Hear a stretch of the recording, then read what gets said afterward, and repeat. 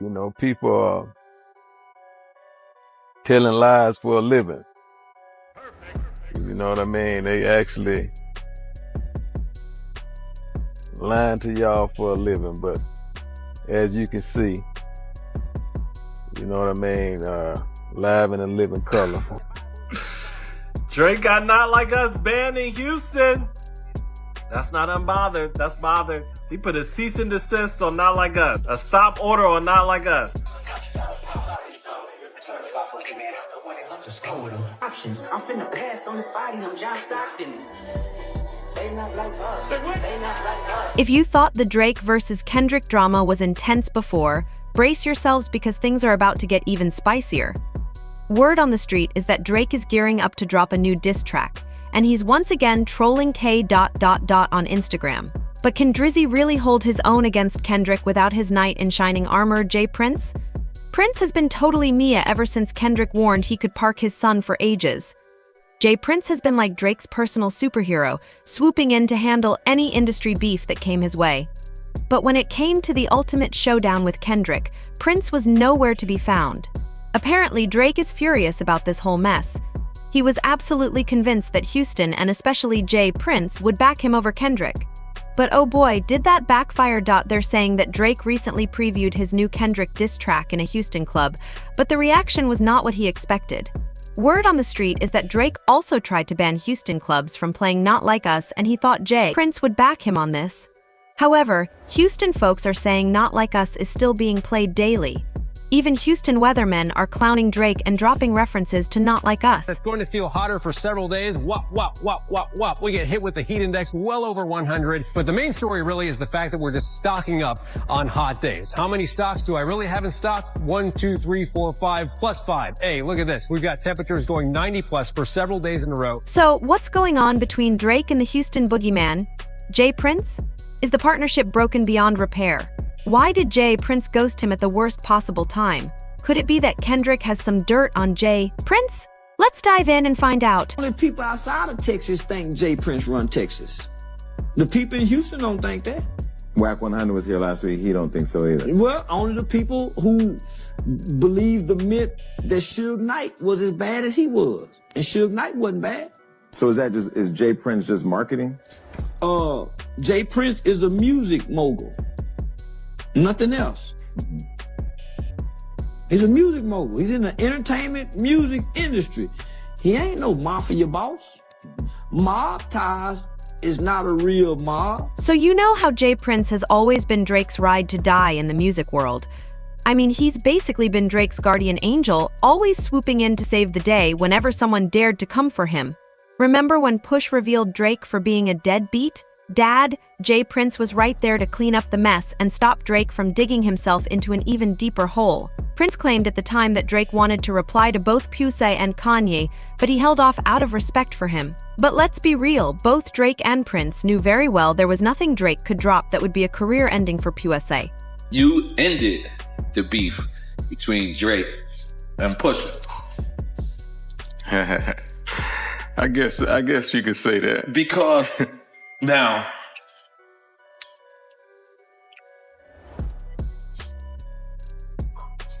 okay, was there a phone call that happened? Well, I had an opportunity to speak with Kanye, you know, and of course, because we heard Drake was saying he smashed Kim on the record. That's what we heard. Through the grapevine, that's what we heard. We don't know. Never heard that. I don't know. That's what we heard. That's what we heard. We don't know. I don't know what I'm saying. I don't know. But I'm sorry. Yeah. But you know what I mean? That didn't, you know, right. that something didn't make sense for us. Right. And our movement, that was some moment, right? Right. So we figured out how to circumvent that and keep it moving. Because I'm going to be honest, that takes a lot of restraint. It takes a lot of discipline. Because, you know, I don't do social media like that. I post or whatever, but I don't. But there's people who that. Yeah. And if you lost on social media, sometimes you lose in life to these people. Yeah. So I could imagine that week that you called Drake and was like, yo, we're not going to respond. Yeah. Blah, say, blah, whoop-de-whoop. How hard do you think it was? Because some people were saying that record couldn't have existed because if it existed, they don't care about Pusha T. You know what I'm saying? Yeah. If it existed, they would just drop it and just end Pusha T and Kanye if it existed. But then some people was like, yo, why didn't he respond? So what was that week like? Because I'm sure people was hitting you on that as well. You know, that was a testament of the respect that he had for me because he wasn't trying to hit it. Really. Yeah, he wanted to drop. He's an artist. Yeah, I mean, you know how that is. Hit you, you want to.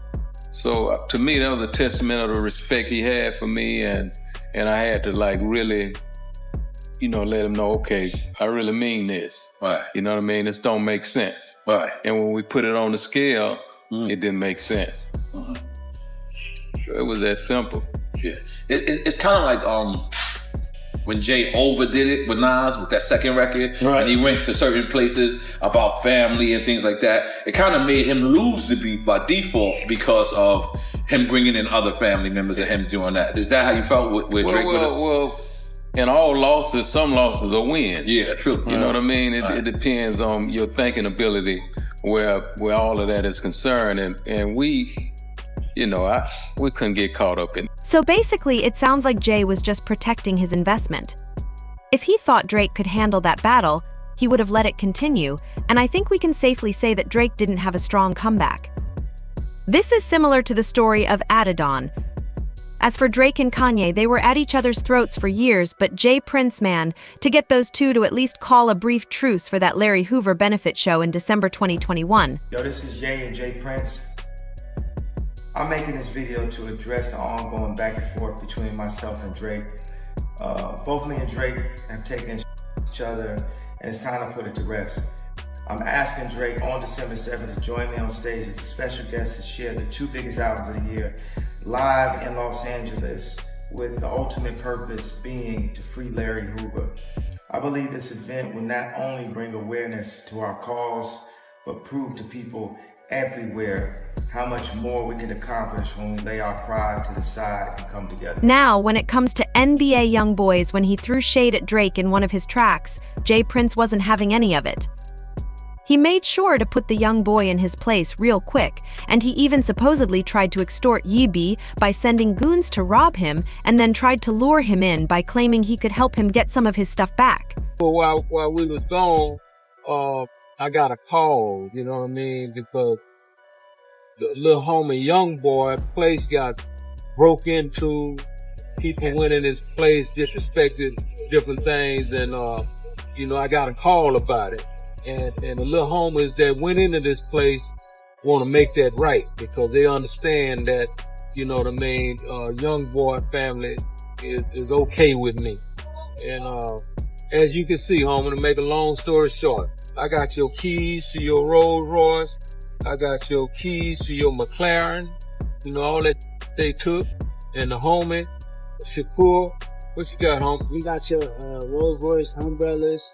We got your keys. Got a bunch of other shit, so get in contact with us, bro. Get your shit back, bro. All good. Waiting on you. But Yee didn't fall for that trap, and he hopped on Instagram Live to call out Jay Prince for playing games. Hey, I don't want no friends. I don't want no new relationships. I don't respect none of that shit, man. If you got something for me, man, I got plenty around me you could call. It's plenty ways you could get in touch with me. Man, don't get on no internet and do nothing publicly. Don't do nothing dealing with no publicity, none of that saying shit. And I'm good on them keys, gangster. When you buy shit cash, two keys come with the car anyway. Mind your business, man. And even Diddy himself wasn't safe. Remember that time Diddy slapped Drake in a packed club?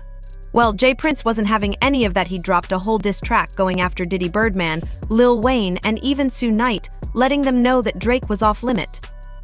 In fact, Jay Prince directly told Diddy that if he messes with Drake again, his own family could get touched. Oh, yeah. These niggas in awaken a sleeping giant. So let me put these bully niggas on notice by letting them know Drake is family.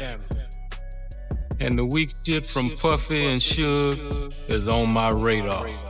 First of all, Puffy, feeling like he can put his hands on my family, open the doors for his family to be touched. You reap what you sow. And to Sugar Bear on Lil Wayne's nutsack, nigga, you know I ride with Drake, so I accept any invitation you wanna bring. I'm your worst nightmare. By the way, Lil Wayne is his manager is a drunk, and his lawyer is a thief. So fuck all of them together. Disrespectful little punk. And to Baby and Slim, I will not allow it to stay on my track record that Cash Money took anything from me and my son. Do right by me and pay every penny due. I'm not gonna lip wrestle with you niggas, but if any of you clowns cross me or my family, bad news, gonna beat you home. I'm done talking. So as you can see, J Prince has always been Drake's secret weapon handling business and making sure nobody steps out of line when it comes to his boy, so naturally Drake expected Prince would have his back when this whole Kendrick situation started blowing up, but ever since Kendrick warned Drake he could go further down the rabbit hole if pressed, it's like J Prince vanished into thin air. Now some folks have been speculating that J Prince is worried about Kendrick exposing his alleged responsibility for Takeoff's death, so you know how on Euphoria Kendrick are his daddy a killer he want to be junior. They must have forgot, that is, that they done insanity must run in his family, but let it get shaky, I'll park his son. Well, many believe that this was a reference to J Prince and his son Jazz Prince, since Jazz was apparently in charge of Takeoff and Quo's protection on the night Takeoff with Houston. See, Houston and Atlanta ties go way back, so when Takeoff tragically died, everyone thought he and his crew were under the protection of J Prince. It turns out the shoot reportedly had ties to J Prince, and now a lot of folks in Atlanta are giving them the side eye, so J Prince is all wrapped up in this mess. And let's be real, he probably doesn't have the time to deal with Drake right now, but guess what? Drake is not having it, and he's now throwing a hissy fit over his daddy, J Prince, walking out on him when he needed him the most, and it looks like Drake is desperately trying to keep his Houston ties. The word on the street is that he tried to ban us from certain Houston clubs. And according to DJ Academics, Drake also recently played a new Kendrick diss in Houston. So I heard that there was a record that got played in some club. Not club, it was like, I guess it's a club in Houston, right? And the record's kind of sounding like Drake talking some shit. But people in Houston are saying Drake doesn't control anything over here, and supposedly Not Like Us is being played on the daily in H-Town. I live in Houston, and this is not the case. Not Like Us plays in all the lit lounges and other spots, and someone else wrote Not Like Us going to be played all the way through November. LOL. We still haven't even gotten to homecoming season yet, but it looks like Drake is big mad about J Prince and Houston turning their backs on him, and word on the street is that Drake will come for Prince in this upcoming diss track aimed at Kendrick. Meanwhile, Drake is also back to his IG antics, trolling Kendrick and dropping sneaky snubs. He was recently caught, like in this video of a DJ in Dubai, talking about how California gang members had to join to dethrone a Canadian, and then Drake also recently shared this mirror selfie looking like an IG baddie in a Tupac Only God Can Judge Maine t-shirt. But Drake didn't stop there. On Sunday, July 28th, a video of a Drake impersonator performing Hotline Bling at a New York boxing gym started making the rounds online, and Drake chose to share it on his IG story, quoting a lyric from Not Like Us. Drake labeled the video, "Sometimes you got to pop out." I mean, at this point, Drake just keeps proving Kendrick right. He really is a fan now. As for that J Prince situation, fans are saying Drake should just cut his losses and try to salvage what he has left out of his business now, because clearly Prince is no longer in his corner. One fan said, "Houston is a strange place, you got to know how to treat her, and you damn well can't claim her. Beyonce, Solange, Barbara Jordan, Sheila J. Lee, fierce women are all moved by her. Just when you confuse yourself into thinking you're on top, she's dropped the dime to Eyewitness News on your app, packed her bag, and taken a vacation in Vegas to talk about how big a fool you were. J Prince will protect J Prince if Drake did him wrong. See the above description. This ain't Drake's tunnel view. Vision of Toronto, got my popcorn and a nice chair. Let the show begin." And another fan added, Houston's a part of the culture, and you heard what K. said, so Not Like Us is damn sure being played around there. Drake's testing the seas to see who's effing with him and who's not. But what's your take on this whole situation with Drake? Jay Prince and Houston, what do you think is the real reason Jay Prince turned his back on Drake? Let me know in the comments, and then check out this next video.